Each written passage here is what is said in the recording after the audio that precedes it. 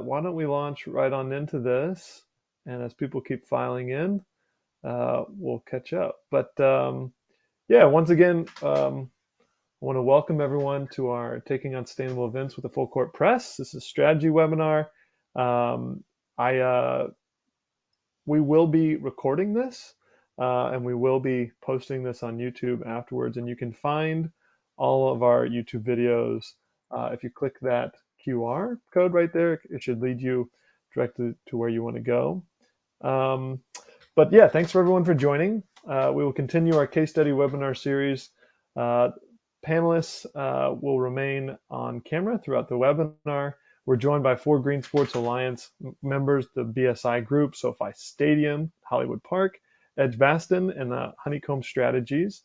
If you have any questions throughout the webinar, please feel to put them in the Q&A section on GoToWebinar. And I would also encourage you in the chat right now, if you've not used the chat, please type in where you're from. We'd love to know city, state, country, wherever you are. Let us know. It's good to kind of get a feel for all the people that are here and say hello to your fellow folks. Um, this webinar, like I said, is being recorded.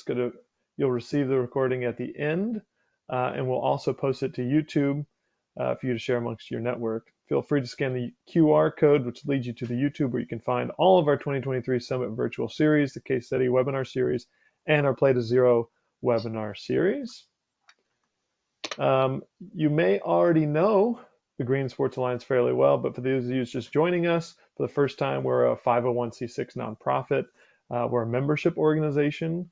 We exist to support our members, and together we leverage the power of sport to drive meaningful impact. We do this by convening industry stakeholders, engaging fans, athletes, and communities to embrace sustainability. If you and your organization are interested in membership, please contact Bradley or myself, and we can set up a meeting in the end. And I'll be sharing our emails in just a second in the chat. Shout out to our members joining the call. It's because of you that we were able to achieve this mission and keep moving the needle in sustainable sports. If you're interested in joining us from a corporate side, we have emails for you as well, for Katie or Matt, so you can help support these sports members on the professional and the collegiate side as well. And with that, Bradley, I'll pass it to you to launch into Play to Zero for a second. Yeah, thanks, Michael, and welcome everyone. Excited to have you on today to learn more about ISO 2012-1. But yeah, just really a high level from the Play to Zero perspective. This is the Green Sports Alliance's kind of program and analytics tracking platform. So it's free with any GSA membership. And really what we aim to do with Play to Zero as a whole is encourage all sports venues, teams, leagues, whatever, to track no matter what.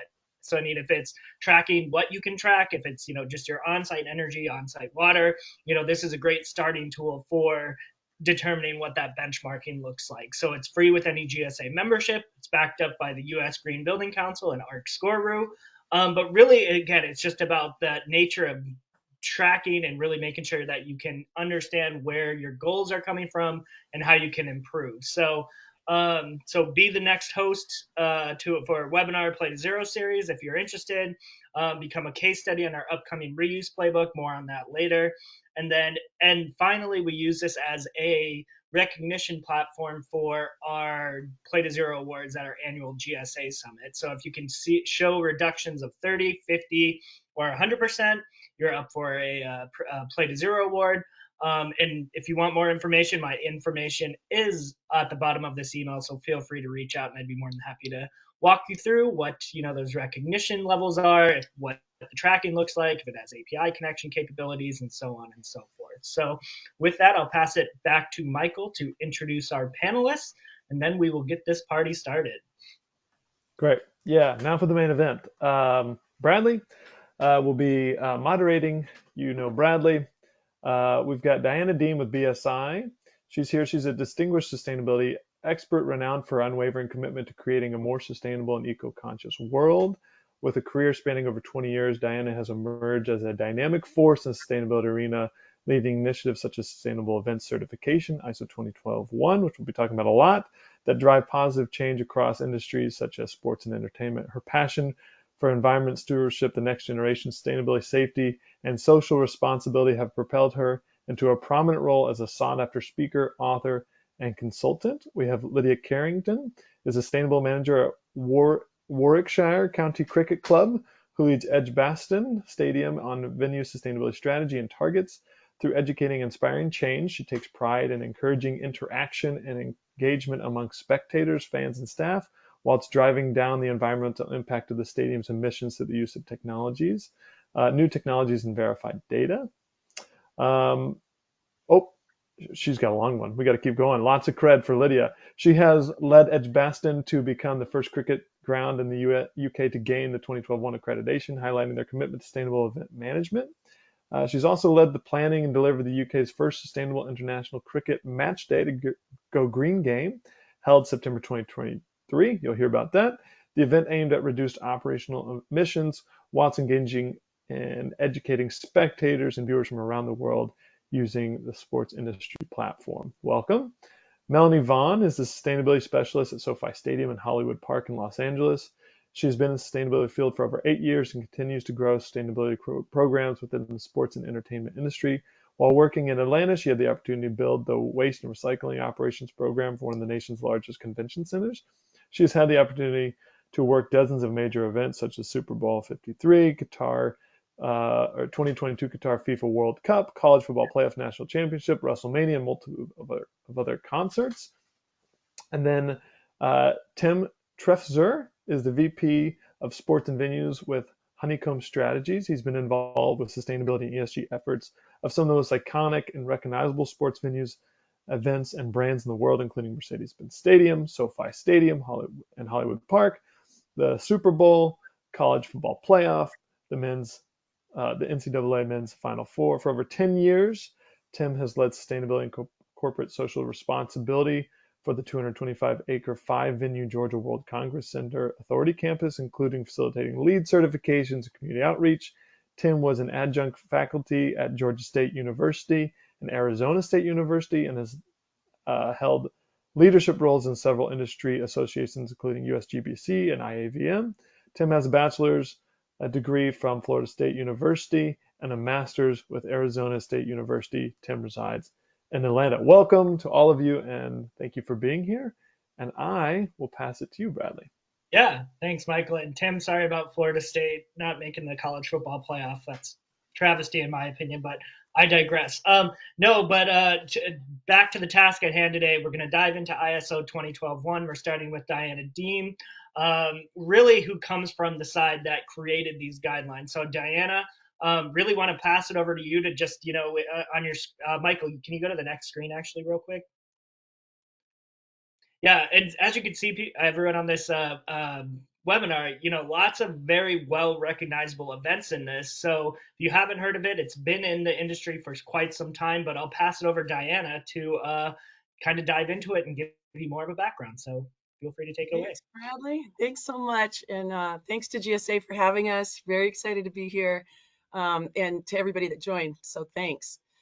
First off, I just was hoping to give a shout out to all the organizations, not all of them, just a few of the many organizations that have been involved and received certification. 2 of them are here today, which we're going to be excited to hear their story. And then it seems that this has really caught fire. I hate to say that coming from California, but it has, and it's moving fast. There's a lot of organizations that are in process of training and then also gaining the certification right now that we're working with. So a little bit of history. 2112 actually came from the certification actually was pioneered by the organizing committee for the Olympic Games in London 2012. So a really easy way to remember 2012-1 is London 2012, and then just add the 1 on there because it was the very first one. So I love those simple ways of identifying. And anyway, since that time, it's become the sustainability requirements from the Olympic Games, which is really interesting because they've fully put a stake in the ground to say that every Olympic Games need to be certified to 2012-1. And I think that's going to be continuing as we move forward. I think we're going to see a lot of organizations doing that. BSI was honored to be the certifying body for the London Olympic Games and then others. And then in addition, as Bradley mentioned, we were part of writing the standard itself. So BSI certifies to sports, government, entertainment, and corporations, corporate events all over the world, which is it's a pretty exciting time to see how organizations are getting on board to do this, because if you really think about the impact of what we can do collectively, it's big when it comes to water, energy, waste, carbon, and everything that we care so much about. So one of the things I found really interesting was just understanding the numbers of events. There's 1.8 million events happening each year in the US alone. So if we just look at the US and then we expand it around the world, we're going to have to get those numbers, but it's big, and the impact is big, and the opportunity is big for all of us. The events industry market size in the US is expected to hit 1.7 billion by the end of this year, and then with an expected annual growth rate of 12% from 2023 to 2032. So I just kind of wanted to lay the groundwork for that so everybody can kind of understand the opportunity here. And if we can all pull together, we are really onto something in reducing impact on the planet. So next slide, please, Bradley.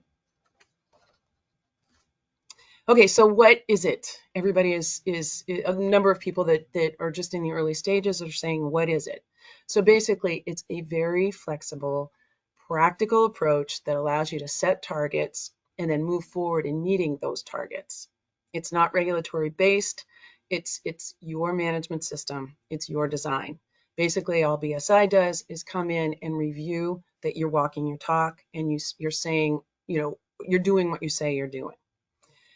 It's a real, we've been really excited to see how 2012 is integrated into the existing operating processes within organizations, and it's a cross-functional integration as well. It supports company values, your sustainability goals overall, and it drives continuous improvement. You'll hear later, a lot of these certifications have helped organizations be able to talk transparently about what they're doing. So once the system is integrated, the management system is integrated, it will live on forever. Even if one of your best leaders decides to leave the organization, that's actually a quote from Liverpool Football. It's a sustainable management system. So it's really important to take people on your 2012-1 journey because it's so collaborative. It's based in accountability, collaboration, communications, engaging the community, which is you'll hear a lot more about that in a little while, but it's really interesting to see how the community gets on board. It really dives into thinking about your supply chains and then partnering in your supply chains. It's a transparent, authentic management system that will enable you to manage and then measure and then also inspire others. It's really interesting right now. Fans and stakeholders are becoming more inquisitive, and we need to inspire them so that they can experience the benefits of 2012-1 and then also take that with them, right? So especially our next generations, they're all over this and they're excited about it. But then how do we take that around the world? So it becomes your North Star, and everyone does get their arms around it. So it was interesting about, I just wanted to share just a tidbit. About 2 months ago, one of the major players of the event world commented that, one day it was an NFL game, the next day it was pink flying from the ceiling, and they used the management system and had a number of fans, the same number of fans during the concert that they did at the NFL game, and the team's ability to deploy systematically in less time while using less energy was due to the deployment of 2012-1 that they mentioned. Next slide, please.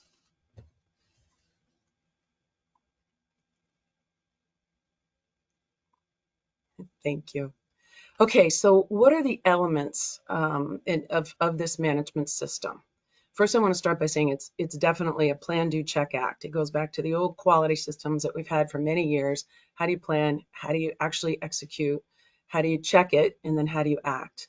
So on the left-hand side, you're going to see the elements of the 2012-1 management system. So how is your leadership committed?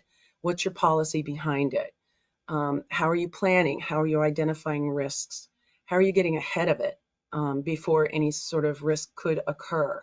What are your roles and responsibilities? What kind of support do you have?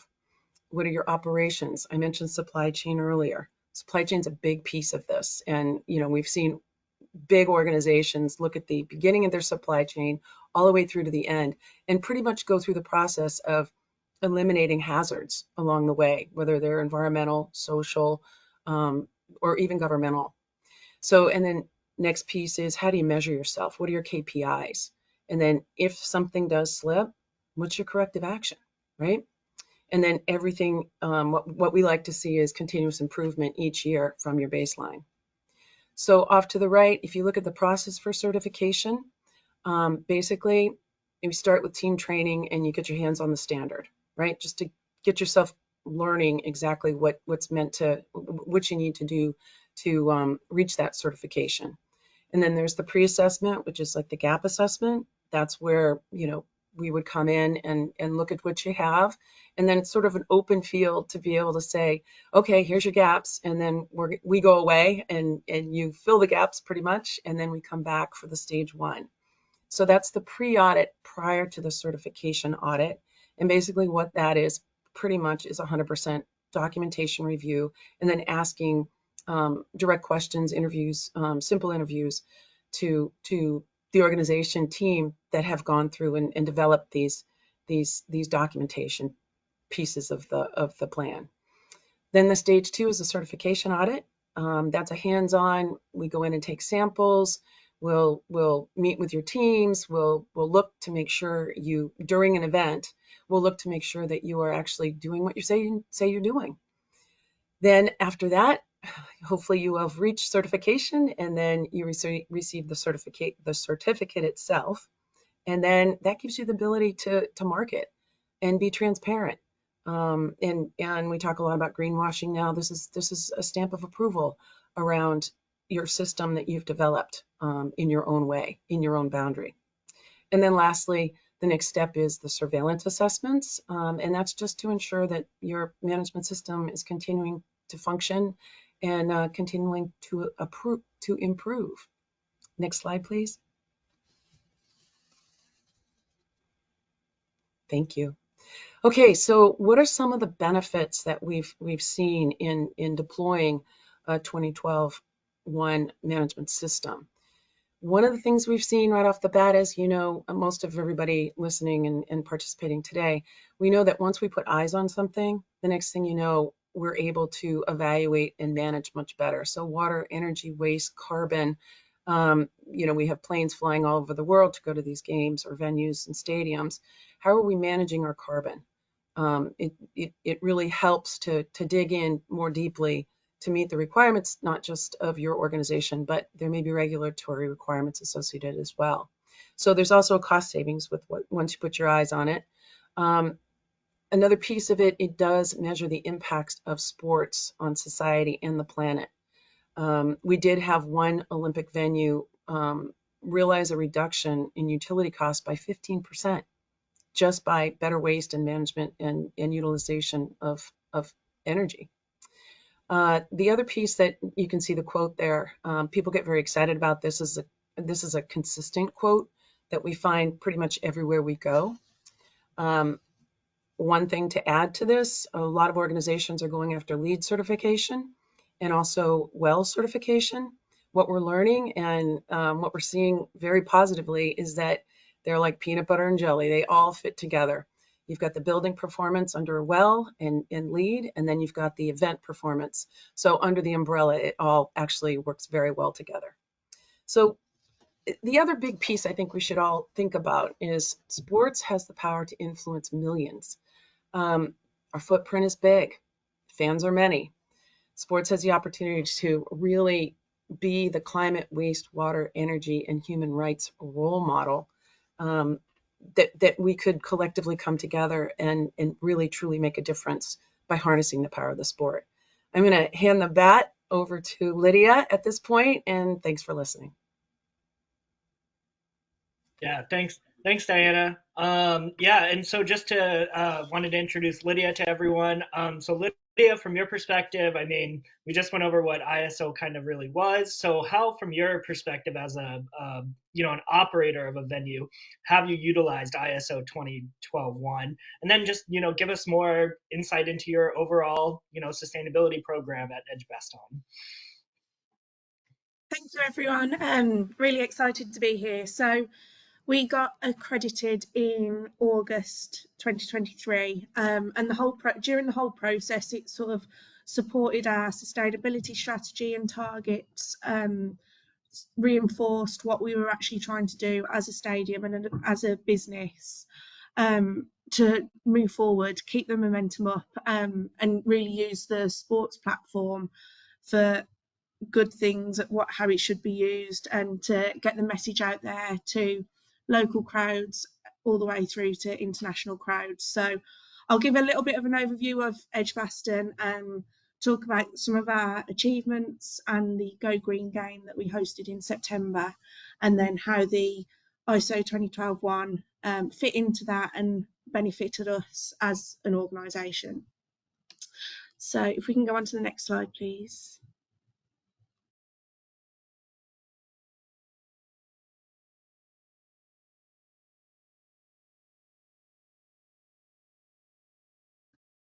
I'll just make a start anyway. So there we go.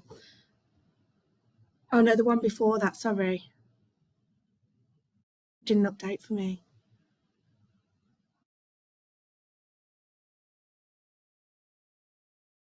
The Warwickshire County Cricket Club was founded in 1882, and Edgbaston has been the home of the club since 1885. So it's really embedded into the West Midlands in the UK, as one of the big cricket grounds here in England.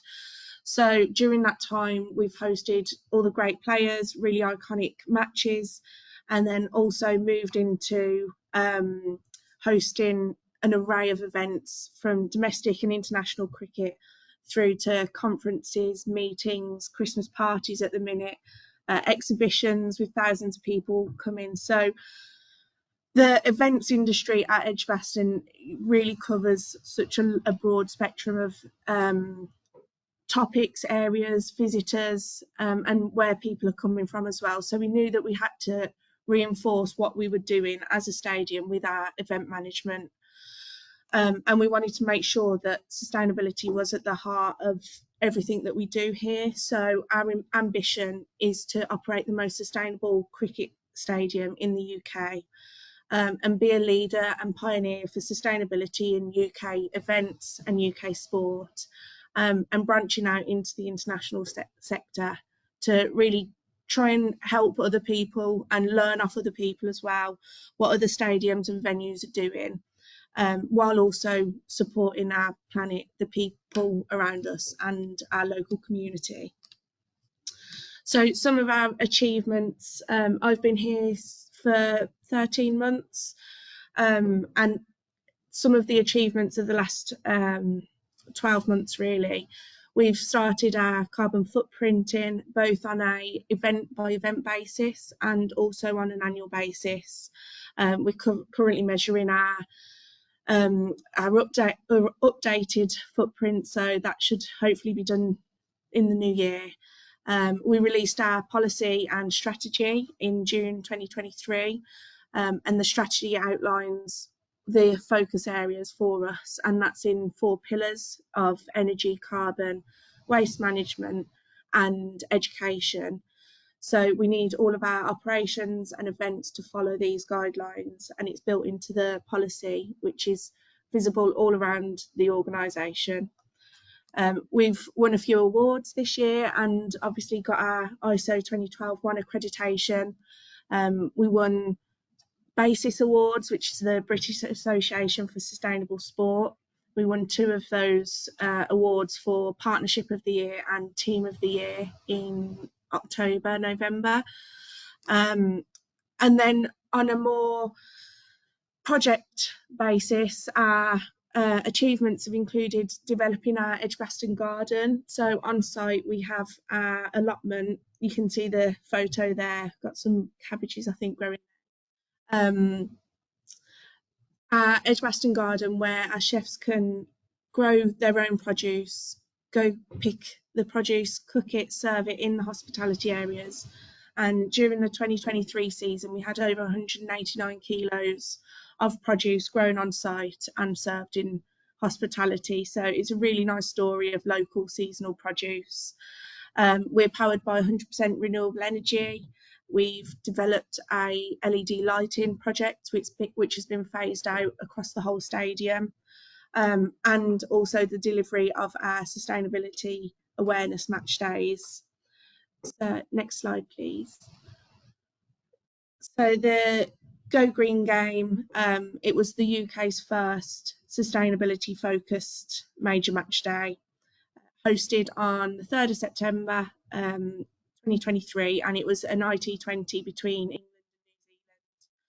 and New Zealand. And the aim of this match day was to raise awareness of the issues. So there's been a lot of reports into the impact of climate change on cricket and other sports, and it's come out that cricket will be one of the most affected sports. So it was to really shout and raise awareness, start the conversation that we need to do something, and both the sport organisation, the teams and the spectators can all have an impact. So it was highlighting some of those changes that everyone can make to come together and reduce those environmental impacts.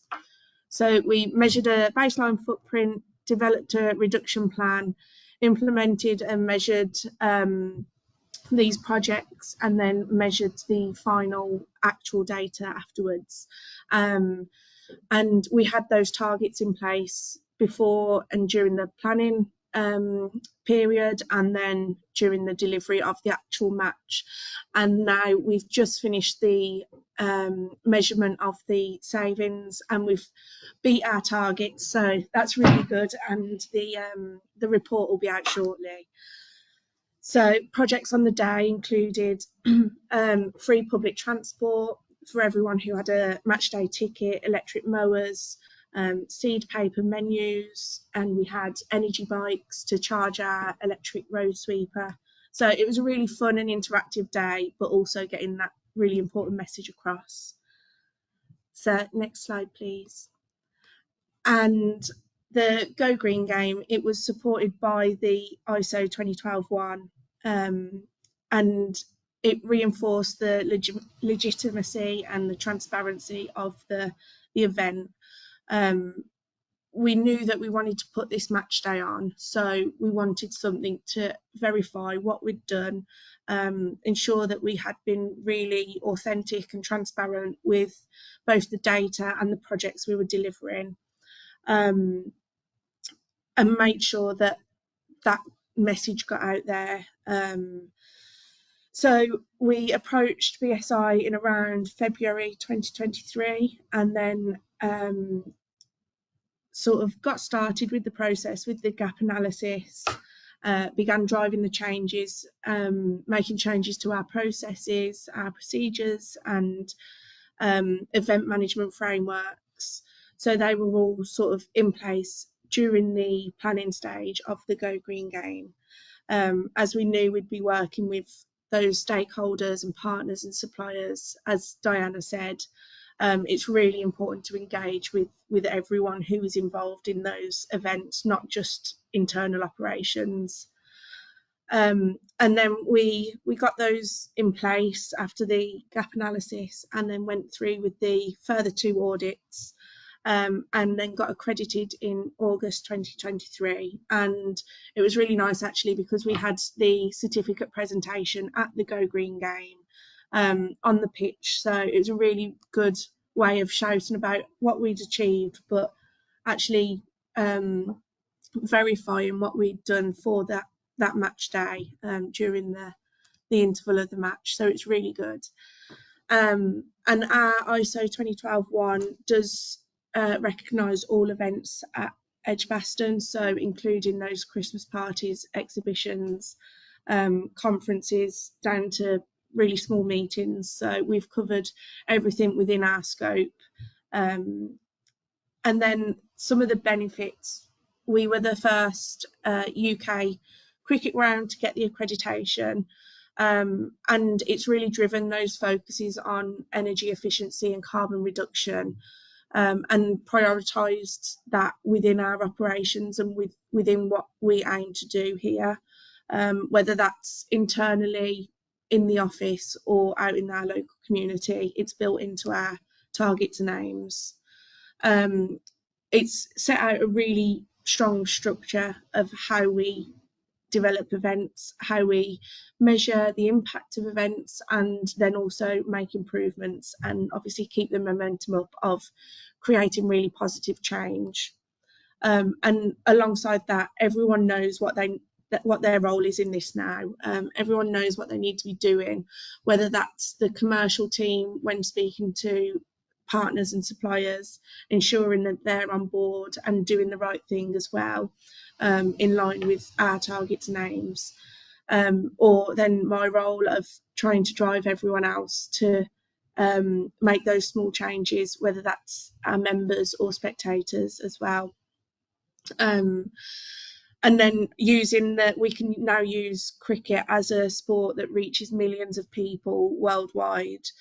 We get the media coverage, we get international media coverage, so we need to use the leverage that cricket's got to raise awareness, and that's what we did with the Go Green game. Everyone can come together and collaborate, and making individual small changes on that scale can really make a huge difference. So now we're going to use these benefits to move forward, take it forward to future cricket seasons, and it really supports our strategy. So we will carry on developing our strategy and measuring against those targets, and hopefully beat our targets and can continue to push ourselves. So hopefully that's give you a little overview of what we do here and how we've used the 2012 one within how we operate. Yeah, no, thanks, Lydia. That was very insightful. And I want to just, call out to everyone on the webinar that you did say the stadium was built in the 1800s, correct? So for everyone out there saying, oh, we're not a new stadium, there's no excuses really. I mean, it doesn't matter how old your stadium is. This is not so building focused. It's more event focused. So, there are routes to take that really make it, beneficial to yourself. And then another quick call out, I think it's great how you were able to support, your green games by using ISO 2012-1. And then you said you were only there for about 13 months. So looks like you've been doing a lot of work in those 13 months, and it's particularly impressive that you approached BSI in February of this year and have been able to do a Go Green game as part of, leveraging that kind of certification. So kudos to you. And if we have questions, we'll save them till the end. But thank you, Lydia. I appreciate it. Yeah. Yeah, and then with that, I will pass it to Tim Trefzer, who is coming back across the pond to United States to talk about, kind of how a few teams and venues around here have been able to utilize ISO 2012-1. So, Tim, I will pass it over to you and take it away, good sir. Yeah, thanks, Bradley. And also thanks to GSA and everyone else joining today. Really appreciate the opportunity to talk about sustainable events. Just quickly, an intro into who Honeycomb Strategies is. Michael introduced myself, but want to introduce the company I'm representing, which is sustainability experts specializing within the events industry. So we work with event venues, sports teams, the events themselves, meetings, conventions, trade shows, as well as destinations, host committees, municipalities. And I included just a few of our sports clients here on the screen just to show our breadth of reach, but really to get more into the nuts and bolts of what we consider a sustainable event. If we could move on to the next slide. As you all know, joining the call today, especially within the event industry, what is a sustainable event?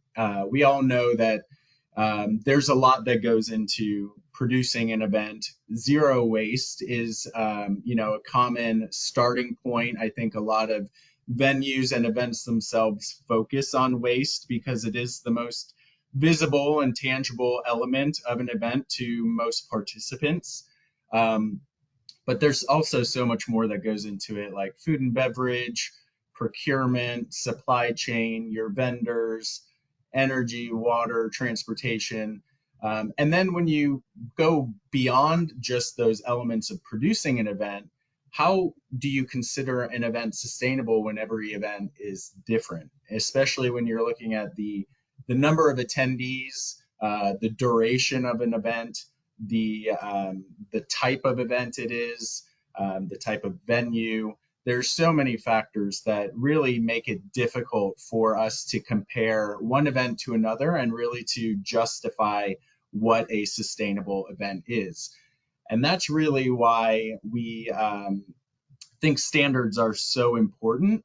And ISO 2012-1 is a really great standard that we're seeing more and more commonly used within the industry. And that's really exciting to see because, as Diana mentioned earlier, ISO goes really well with other standards as well. So a lot of venues are pursuing LEED certification, especially as a new build. But then operations and maintenance is its whole separate certification. You can build that certification into your ISO pursuit. And that's what's really nice about it. There are also a number of other standards that are out there that we're seeing being used, True Zero Waste being one of them. The Council for Responsible Sport has a certification for sporting events. Even the Event Industry Council has a sustainable event guidelines. So there's a lot of different options out there. But what's nice about the ISO standard is it's less prescriptive than the rest of them. It really allows you to work within the capabilities and restraints of your organization to really determine what is most material to you and to your organization. And you can then establish the goals and the steps needed to take to achieve that. Standards, of course, are important, especially I consider especially important in the event industry because it does give you that third-party verification and validation that you are doing what you're saying you're doing. It also really helps to allow for progress and gives you that roadmap to success. And then, of course, with that validation, you're justifying through transparency and the credibility of your claims. What's nice about ISO is it really allows a holistic approach to sustainable operations or event management. In some cases, I've seen on other projects where a venue is pursuing LEED certification, a couple of people are able to really manage that process. Same with True Zero Waste certification in some cases. But for ISO, it really does require all stakeholders to come together and be a part of the process and have a common language and framework towards achieving that organization's goals. And then, as Lydia mentioned, it does provide this level of competitive advantage, particularly if you're the only cricket venue in your country to have achieved this certification, and it of course enhances your reputation. And as Diana mentioned, ISO in particular is a plan, do, check, act, follows that framework, which again is less prescriptive and nice because it just reinforces continual improvement. Next slide, please. So really what we did, and we at Honeycomb Strategies have helped and assisted in this process for the first two venues in the United States to have gone through the ISO certification. Lincoln Financial Field being the first back in 2015, 2016, and then SoFi Stadium in Hollywood Park just within the last couple of years. And the process is similar, as I've just described. First and foremost, you have to understand where your focus lies. What is within the influence of your organization? For many venues, that includes food and beverage, includes parking, security, production, commercial partnerships. It really runs the gamut. So once you identify what you can and are able to focus on, then the next step would be to identify what's most material to your organization. Where do you really want to place that emphasis, and what are your ultimately goals that you want to achieve within those key areas? So appointing stakeholders from across the organization and having these real important conversations where it's determined where you want to go, what steps you want to take, and what goals you want to set for yourselves, and then developing that plan of attack to get to it. What's nice, of course, monitoring performance is another piece of it. But what's nice about the ISO standard is, while it's less prescriptive, if you're not able to achieve a goal that you've set for your organization, you don't lose your certification. You really need to justify what happened and understand why that wasn't accomplished. But then ideally, you take that and revisit it for the following years so that you can set more realistic expectations for your organization to achieve it in the coming performance period. And ultimately, as I said, it's a continual improvement program. So you need to continue to make improvements and build upon it year over year. And that's really what we did for SoFi Stadium. We were brought in prior to the building even opening in 2020. The organization had built the stadium to LEED standards, but didn't want to go through the certification process because of costs primarily.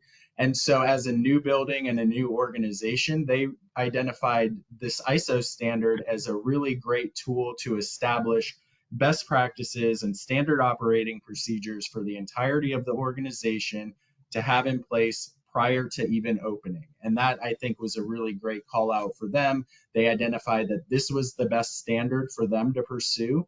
And again, it would allow them to justify it through verification.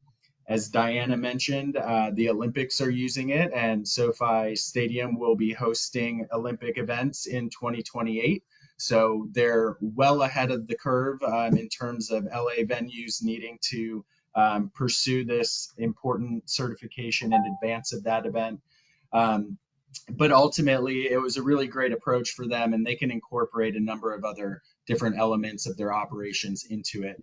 And with that, I really wanted to tee that up for Melanie, who will be speaking specifically to SoFi Stadium. And I'll hand it back over to you, Bradley. Yeah, thanks, Tim, for that robust overview. And continuing the conversation. I mean, Melanie, from your perspective, I mean, your job is to actually implement and make sure what you guys your attack plan was actually being completed, kept up to date. So what does that encompass operationally at SoFi, and what are those specific considerations from your perspective to be that leader in this space as one of the first NFL stadiums to be ISO 2012-1 certified? Yeah, so just wanted to say thank you for having me here, and thank you for everyone that has come to listen to us speak. But I did want to speak on ISO as well. It's a really interesting standard because although it is a sustainability focused standard, it also does branch out to other departments. So my job is essentially to make sure that we remain ISO certified and that we stay in line with the certification. And as Tim mentioned, it encompasses so many different things, and it's at your discretion as well. So some of the things that it encompasses for us at our stadium is energy usage, water usage, waste, community events, employee engagement, safety, security, marketing, communications, procurement, food and beverage, and things like that. So I'm working with all different departments within our stadium to make sure we stay in line with that. But we saw a lot of improvement in some of the operations that we do at the stadium. I'll speak to some of it now. So some of the improvements that we've seen and some of the initiatives that we've put forth have been things such as simple as like break room revitalization for our part-timers so they feel a little more at home. We've implemented a sorting team that we're doing every event, and we also have a composting program now, which was something that was really difficult for us in the past. But we're doing this now, so it's really nice to see improvements like that. We've also seen an increase in our community events. So we really work closely with the local schools in Inglewood, California. So we do several beautification projects, and we go to the schools. We get employees to come. We get our turf and grounds team to come help us out with our landscaping and kind of revitalize their schools as well. We celebrate America Recycles Day every year. We have kids come on campus and learn about the importance of sustainability and recycling. We also do food drives and stuff like that. So there's a lot of different things that you can do with ISO, and it's great because it's a really, what I've experienced, it's such a forgiving certification. So as Tim said, even if you put goals together that you want to accomplish, if you don't accomplish it, it's okay. You can always start back from the drawing board, and all you have to do is just kind of explain why that didn't work out. So I can give examples for us. There's been instances with our parking and transportation. We were trying to go after getting more people to come to the venue using rideshare services or public transportation and stuff like that. So we've worked with local cities within Los Angeles or within the Los Angeles area to try and implement stuff like that. But we do have people that use the rideshare and use the public transportation, but not always to the way that we would like them to. But I mean, we can't necessarily do that because there's more that goes into it with the city. So if the city isn't necessarily building or implementing a better public transport system, it kind of stops there. So it's something that we saw that we weren't able to move forward, but it's okay. And we can explain that during our recertification. So it's really cool. And I'm going to jump back really quickly. I didn't get to explain. So SoFi Stadium is not just what I oversee. I actually oversee all of Hollywood Park. So Hollywood Park is a large campus. It's 298 acres of space. It encompasses a stadium. We have a performance venue, YouTube theater. We have one of NFL's corporate building where they work out of. We have residential buildings, retail space, Cosm on there, which is an immersive fan experience. And then we also have Lake Park, which is a 6-acre park, and we have a large lake in the park that is 15 million gallons of water, reclaimed water. So, and also, as you can see on the slide here, we're the second NFL stadium to become ISO 2012-1 certified. We're home to 2 NFL teams, the Rams and the Chargers, and we host a multitude of different events. So we got to work really closely with GSA at the beginning of this year, the College Football National Championship game. We have the Gold Cup final. We host LA Bowl every year, and we have a multitude of concerts. So ISO really does make us a little more competitive than some other venues because other committees look at us and say, hey, they're certified. They're really about this sustainable process. So it makes us a little bright and shiny, I guess I should say. But even with these events coming in, we've been able to implement different programs. So for example, before the college football playoff game, we were not composting at all. But now a big chunk of our materials that we're composting out is being diverted away from the landfill, which is great. But that started because we were able to have an event, which was CFP. GSA came in and they said, we want this to be as close to a zero waste event as possible. So it really held us accountable and got us to get up and, start changing our process and that was helpful for me too, because if I didn't get the initial buy-in, I now can tell our staff, hey, we have to do this because this event is requiring it. So that's been really helpful for us. I know we're running out of time a little bit. I want to leave some time for question and answers, but sorry if I'm rambling a little bit. No, you're good. You're good. If you have Okay. more to contribute, I mean, this is why we're here, is to learn from the experts and people who are, in this industry, living, breathing this certification, how it affects, your day to day and things like that. So you're not rambling. This has been great. Okay, great. Sometimes I get really passionate about it, so I just can talk and talk and talk, but Yeah. Yeah, Yeah. you're in No, good company. yeah. okay, good. Go ahead, Mike. But yeah, Uh, ISO has been really great for us. So sorry, go ahead, Michael. no. Why don't we we'll knock out a couple quick announcements on our end, and then we can jump right back into Q&A and get everyone Okay. back on here. Um, but why don't we, so from a GSA side, we have a couple things we want to tell everyone about before we do the Q&A. One, we're going to be releasing 2 playbooks in June at our summit once again. And this year we'll be focusing on 2 huge topics. One is reuse. And so we're focusing, this one is reuse as food and beverage.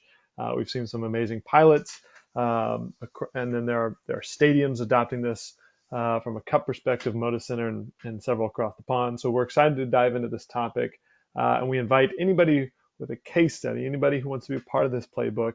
We are still trying to frame how to talk about this and get the best information out there. So invitation to anyone interested there. And then we're also doing an energy playbook. Last year we released a playbook on green building practices for venues and arenas, and we talked about energy. One thing we heard was, let's go deeper in energy. So we're going to be releasing a playbook. So this is good. This is a very exciting one as well. And we invite you guys, if you are energy experts, if you have great case studies related to energy, renewables, or innovative practices, we want to hear about them. We want to know about them. And then we'll keep speeding through this. Bradley, what is on our radar next? Yeah, next week we have another great webinar, particularly focused on student athlete engagement around the collegiate space. So come join Lauren Lichterman on our team, as well as Lou Blaustein from Eco Athletes, Cecile Otoka from Ohio State, Elena Burns from Duke, who's a student athlete, and then Brandon Hirsch, who is also a student athlete at Duke, to talk about that amazing topic about the reason why we're all here is to support the actual athletes and the sports themselves, which is why we exist, because sports exist. So with that, we will go to our Q&A session. So I will invite everyone back on camera for these last 5 minutes. Right. All right. Well, since I saw Diana first, I'll start with a question for her. So is the ISO 2012-1 standard going to be updated? And if so, what does that mean? Yeah, really good question right out of the gate. It was supposed to be mostly updated about a year ago to include human trafficking and additional sort of human rights aspects. So we are still in the midst of updating it. ISO will be launching it as soon as they are done, which we don't know that time frame. So yeah, good question. It is in process of being updated. I think everybody has kind of asked that question because should we keep moving forward in it? Yes, absolutely, because it will just be a Yeah. bolt-on to your existing system. Yeah, and it's interesting you brought that up, because it makes me think of like the FIFA, kind of sustainability world, where they talk about human elements as well as sustainability. So it's not just sustainability. So curious to see kind of how that develops as the World Cup approaches in the next few years. One other question, and this could be for anyone, is what are the costs associated with ISO 2012-1? I mean, is it a certification cost? What does the audit cost look like? Just for the attendees to have a good understanding. Does anybody want to grab that? You say cost and everybody's like, basically there's a cost for certification. And I know that Lydia and both Melanie have gone through that process. It's usually a 3-year process for cost. It depends on the number of people you have within your organization. So normally what BSI does from a certification standpoint is send out a form, you fill out the form, and then based on that form, we're able to spit out a proposal right away. So it's kind of hard to, come up with an exact number, but it's easy to do if we know the numbers and we know, who's within your scope of your program, what your boundary is, then we can easily put together a proposal. Okay. But I Yeah. do I do want to point. Oh, go ahead. Oh no, No, go ahead. I did want to say that there are opportunities to recoup that cost as you grow your program. So as you put new initiatives in, for example, like if you're doing waste sorting, most haulers will give rebates back on your recyclables, or they'll give you actual money back for it. So that is one of many different ways where you can kind of recoup it, because I know when you go to your supervisors or your people in charge and you're like, hey, we want to get this certification, looking at price points can be very daunting. But I Mhm. can say through having ISO or being ISO certified, I've been able to chip away and get more and more buy-in as our leaders see changes within the organization. Yeah, that was some great insight. And yeah, it seems like it's kind of like there's a lot of musicians out there who are really getting more forward thinking around this space. And I think we lost Michael, unfortunately.